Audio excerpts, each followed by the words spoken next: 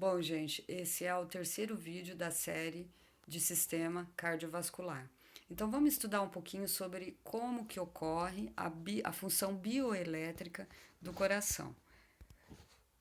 O coração, gente, ele tem como característica o automatismo autoestimulável, que significa simplesmente que ele consegue bater sozinho, ele não precisa de nenhuma via dos autocentros ou de qualquer outra parte do corpo para que ele possa se estimular.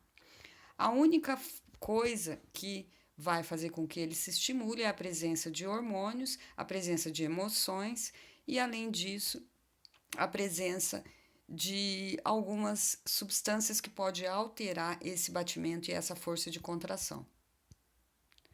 As células marca-passo, como que ocorre essa contração muscular? Nós vamos ter células importantes que ficam, células, fibras nervosas que ficam no nodo sinoatrial e essas fibras nervosas, elas vão emitir ramificações tanto para o ventrículo esquerdo quanto direito e quanto o átrio direito quanto o esquerdo.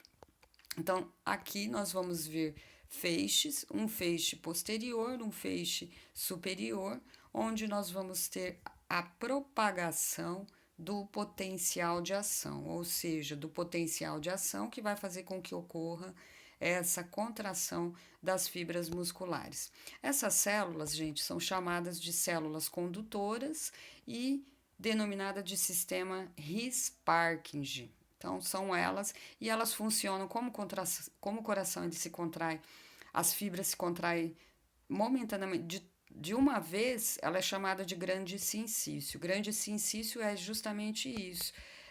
É quando todas as células em uníssono, elas vão fazer a contração muscular.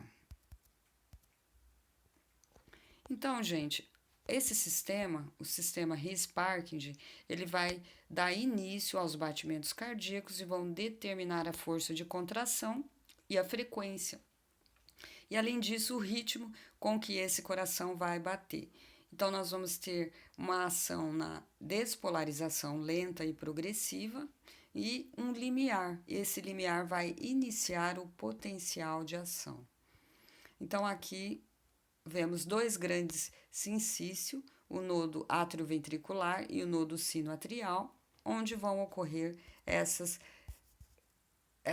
potenciais de ação. Então, o nodo atrioventricular e aqui o nodo sinoatrial. Aqui em cima o fascículo anterior e o fascículo posterior, que são os ramos, os feixes que chegam até o átrio e o ventrículo esquerdo e outros feixes que chegam até o átrio direito e ventrículo direito.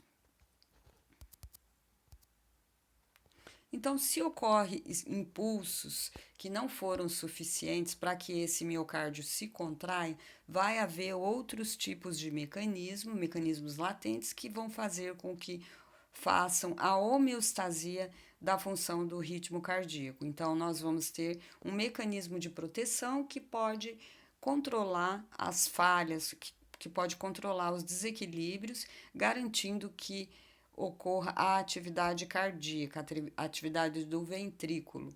Então, como que ocorre o potencial de ação cardíaco? Ele é diferente do potencial de ação muscular. Nós vamos ter no potencial de ação cardíaco um início rápido, onde você vai ter bruscamente a mudança de polaridade, onde ocorre a abertura dos canais de sódio, que rapidamente eles vão se abrir. Aí depois, gente, esse potencial de ação, esse impulso nervoso, ele vai manter a célula despolarizada e essa região vai ser denominada de platô, que nada mais é do que a abertura dos canais de cálcio, que são mais lentos. Como eles são mais lentos, o potencial de ação, o potencial que faz a contração, vai ser maior. Quando simplesmente fecha os canais de cálcio, nós vamos ter a abertura com o decaimento da contração muscular, ou seja, o relaxamento. Nós vamos ter o quê? Nós vamos ter o fechamento dos canais de cálcio e a abertura de canais de íons potássio, a entrada de íons potássio para dentro da célula. Então, aqui mais claramente nós podemos ver na figura a despolarização rápida pela abertura dos canais de sódio e a abertura lenta dos canais de cálcio e ainda a decadência, onde existe a entrada de potássio e aqui fechamento dos canais de cálcio. Então, o que nós vamos ter aqui? Nós vamos ter a repolarização, que vai fazer com que o músculo entre em relaxamento.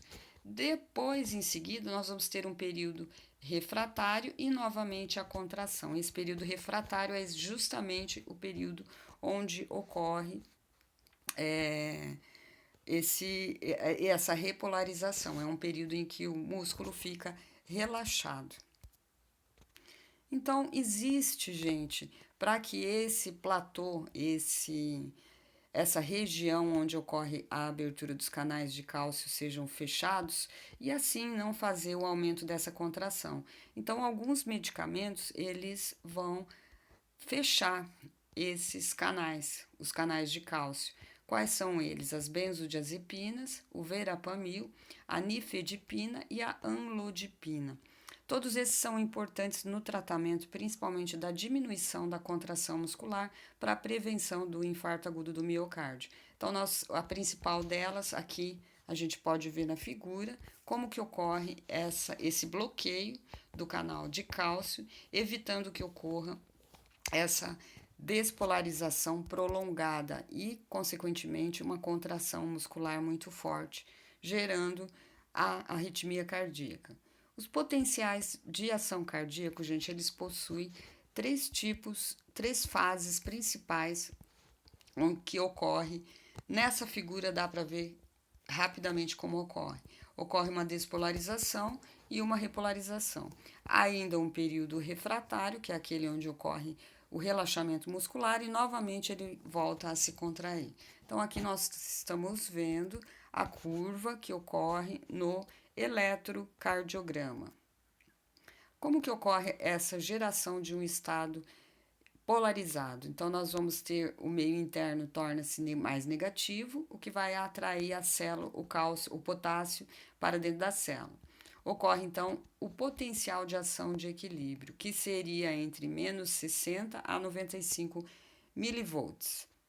Então, a despolarização é o potencial de repouso e vai rapidamente para um potencial despolarizado. Ela fica negativa a membrana, então ela fica de 0 a menos 40 milivolts para que possa passar esse impulso elétrico. Então, ela vai ocorrer principalmente nas células atriais e ventriculares e o sistema de Parkinson, que a gente viu na anatomia anterior. Então, onde ocorre a abertura do sódio rapidamente, ele vai se extravasar rapidamente pelos canais de sódio aberto. E os canais de cálcio e o cálcio vai entrar lentamente. Enquanto que o sódio sai rapidamente, o cálcio vai entrar lentamente. O período refratário corresponde ao período de relaxamento da musculatura do ventrículo. Então, nós vamos ter um período em que se chama a diástole. Então, nós vamos ter o relaxamento da região ventricular. No próximo vídeo, gente, nós vamos ver um pouco sobre as emoções e o coração.